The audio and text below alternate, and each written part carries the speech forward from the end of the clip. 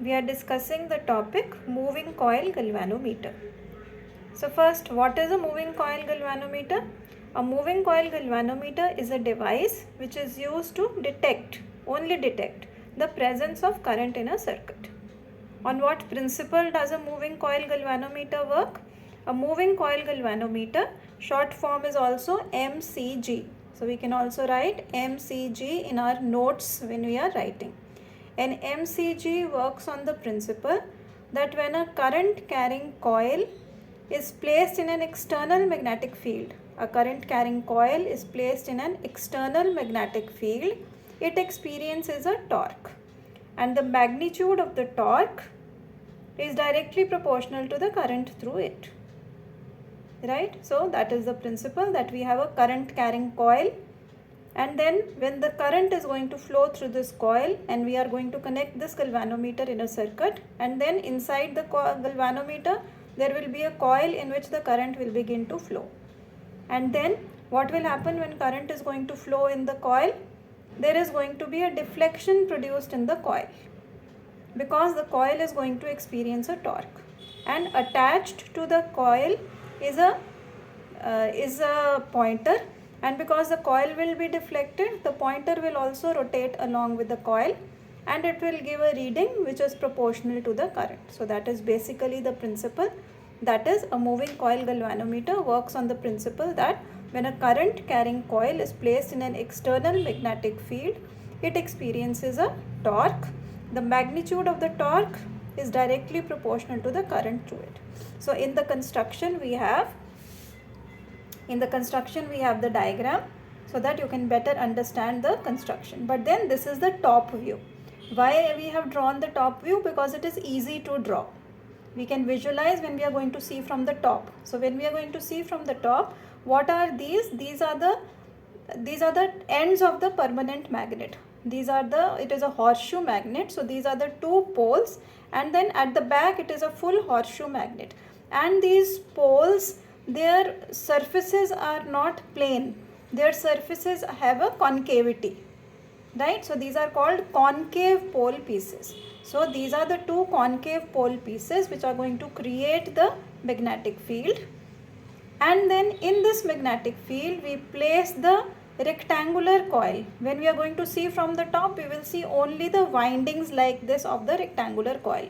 Actually it is wound on a cylindrical, if you can imagine, it is a cylinder, and it is a soft iron cylinder which is called a cylindrical soft iron core.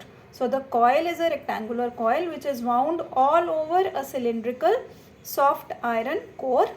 And then, so this is the cylindrical soft iron core.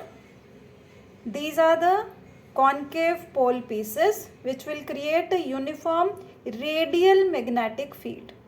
So we will also study about radial. You can see the field lines. Magnetic field lines are not straight. Magnetic field lines are along the radius of the circle which is going to be formed by these pole pieces. Right? So radial magnetic field. And then we have a pointer. So this is the pointer, and then this is the scale. So when the coil is going to be rotated, the coil, this line means it is at the lower end of the coil. The other end of the coil is the pointer attached, and the pointer is moving on a scale. So when the needle is going to be, when the magnetic field will be there, the current is going to be made, a circuit is going to be made in which the current will begin to flow through the coil. The coil will be deflected, it will experience a torque, and the needle will also move, and it will show deflection on the meter. So this is the diagram. If it is asked in your exams, you will draw the simplified diagram. Right? So this is the pointer, this is the scale, the linear scale. This is a spring. This is a spring. When the coil is going to turn because of the field, what will happen? There is a spring which will, otherwise the coil will keep moving. So there is a spring which will tend to, because of the elasticity in the spring will try to bring the coil back to its equilibrium position. So we say that the spring is going to provide a restoring torque.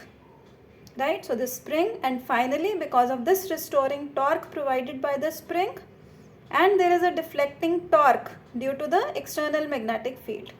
Finally, when the needle comes to rest in an equilibrium position, the two are going to be equal, and hence we will get the expression how the deflection in the coil or the needle is directly proportional to the current. So this is the diagram which you are going to draw. You have to practice making this diagram because it can be asked generally in a 5-mark question. So this is the diagram which is from NCERT, which you are going to draw. The labeling of the diagram has to be done. So this is a uniform, this is a soft iron core, these are the pole pieces which create a uniform radial field. This is the pointer, this is the linear scale, this is the coil, and these are the spring.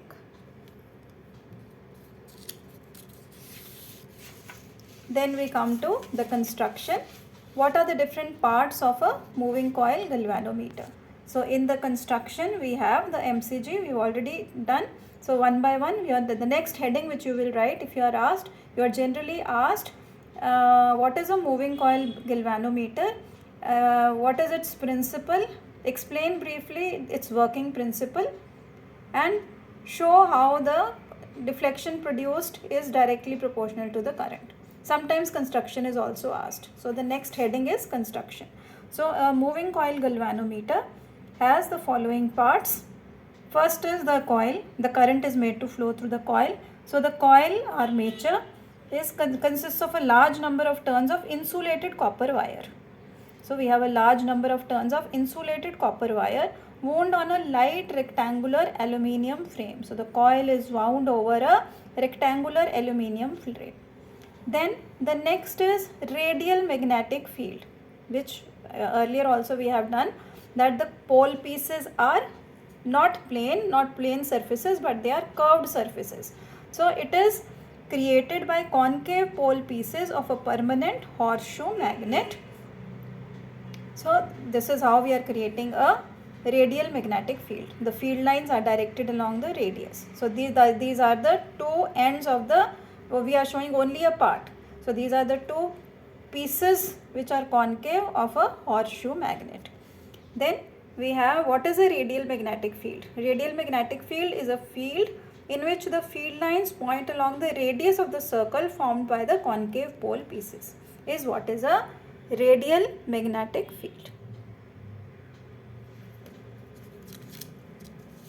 Then what is the significance of a radial magnetic field? What is the importance? This is a very important question. It is generally asked in a 2-mark question and has been repeated many times. Several times it has been repeated in the board exams. So what is the advantage of a radial magnetic field?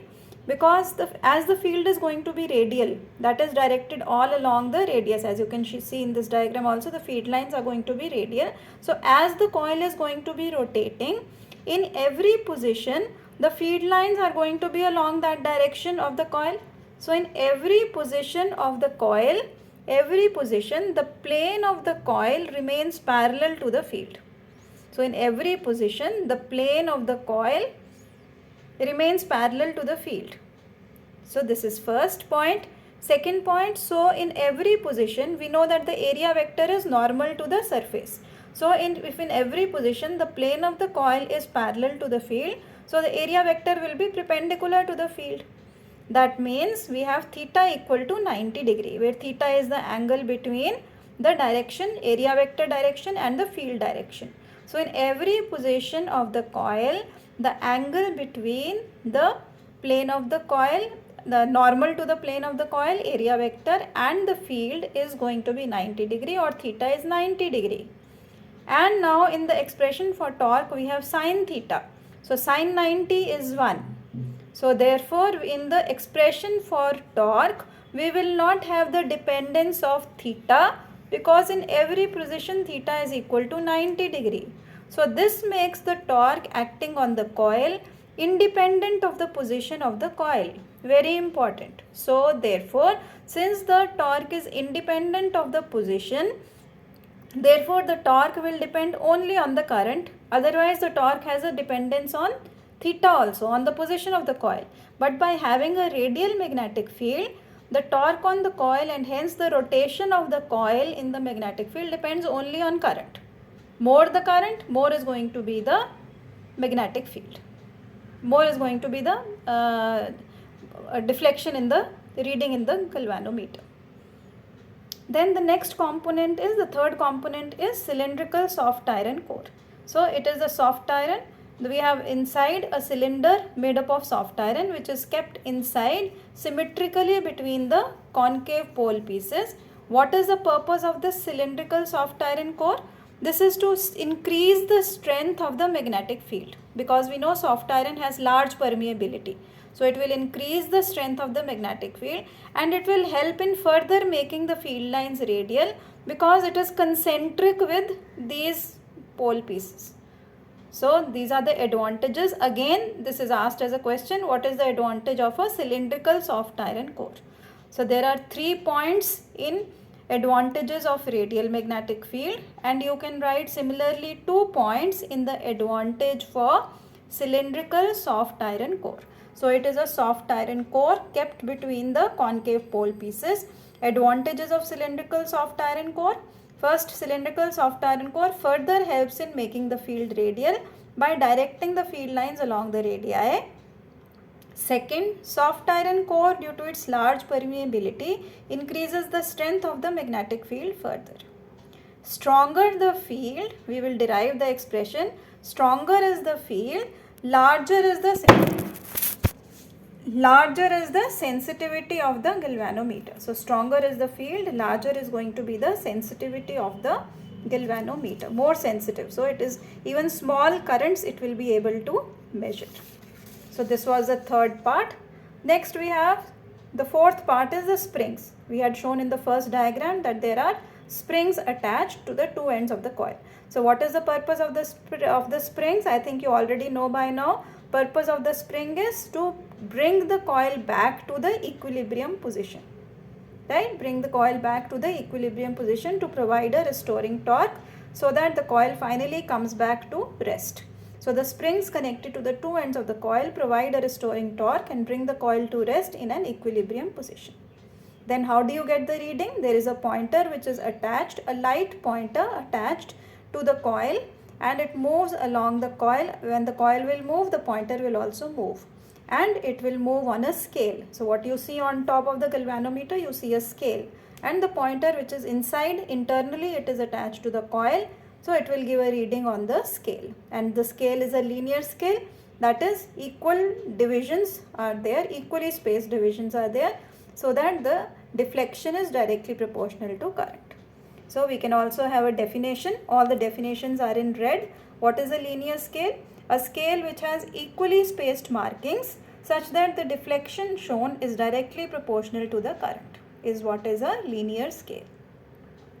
Then the fourth heading is theory and working. We have done the construction, we have done the principle, what is a moving coil galvanometer, what is the principle of a moving coil galvanometer, then what are the different parts or construction heading. The next heading is theory and working. So in theory we have to derive the working principle. So let B be the strength of the magnetic field, external radial magnetic field. Let I be the current in the coil which you are providing from outside. Let A be the area of the coil. Because it's a rectangular coil, this area will be made up of the length of the rectangle and the breadth of the, so length into breadth. Let N be the number of turns in the coil. So now when the current is going to be made to flow in the coil, what will happen? It is in the magnetic field, it will experience a torque. It will experience a deflecting torque due to a pair of equal and opposite forces on one of the two pair of opposite arms. So on one of the pair of opposite arms, it will experience a deflecting torque. And what is the magnitude of the deflecting torque? So magnitude of the deflecting torque is, we've already done in the previous topic, we have done torque on a rectangular coil. This is an application. So the magnitude of the deflecting torque is NIAB sin theta, where theta is the angle between, we already know theta is always the angle between the area vector. Theta is the angle between the area vector and the direction of the field. Now here in this case we have done that in every position the lane of the coil is parallel to the field, or the normal to the area vector is perpendicular to the field. So in all positions theta is equal to 90 degree due to radial magnetic field. So therefore sine theta will be equal to sine 90, which will be equal to 1. So deflecting torque, we will get only the expression NIAB. So only NIAB. Now what will happen? This is the deflecting torque. The springs attached to the coil will tend to bring it back to equilibrium position, right? And now if alpha is the angular deflection in the coil, because of the deflecting torque, the coil is rotating. If alpha is the angular deflection in the coil, the restoring torque, which is going to be, the torque is provided by the spring. That restoring torque is directly proportional to the twist. Whatever is the angle through which the coil is going to rotate, if it is going to be rotating through a larger angle by the magnetic field, the restoring torque will also be larger. So the restoring torque due to the spring is directly proportional to the angular twist, or tau restoring is equal to K alpha, where K is the constant of proportionality, and it is called the torsion constant of the spring. Torsion constant of the spring. And what is torsion constant? How do you define? It is the restoring torque required to produce unit angular twist, is what is torsion constant, K. So here we need what is the restoring torque. Restoring torque is K alpha. What is deflecting torque due to external magnetic field? It is NIAB. So if this is 1, this is 2, we say that at equilibrium, when the coil finally comes to rest, because of deflecting torque, it will be deflected, because of the, and it will be deflected continuously, it will be deflected, but then the spring will tend to bring it back to the equilibrium position, so that it finally comes to rest in one position. So when the coil comes to rest in equilibrium position, tau deflecting is equal to tau restoring. So we will equate 1 and 2, that is tau deflecting and tau restoring. And now equating, what do we get? We get NIAB, which was the deflecting torque, is equal to K alpha, the restoring torque. Or alpha, we can take K to the other side. So, and take NAB by K in the brackets and I outside. Why we have taken this in the bracket? Because N is a constant, A is a constant, B is a constant. For a given galvanometer, number of turns inside, area of the coil, strength of the magnetic field, K torsion constant for the springs which are fixed. All these things are a constant. And I is the current which is made to flow in the galvanometer. So if these are constant, we can replace the constants by proportionality sign. So we say alpha is directly proportional to I, that is the deflection produced in the coil is directly proportional to the current in the coil, right? And this is what we want. We want the galvanometer to read the current. So therefore the deflection produced when the current is going to flow should be proportional to the current. So more the current flowing in the, made to flow in the galvanometer, 2 ampere current, some deflection. 4 ampere, it will give a larger, double the deflection. 6 ampere current, it will give 3 times the deflection. So the deflection will be directly proportional to current, right? Thus, when a galvanometer is connected in a circuit, it will give a reading on its linear scale, which will be in direct proportion to the current flowing through it. So this covers the what is a galvanometer, a 5-mark question, in which plus in a 5-mark question there can be a numerical also.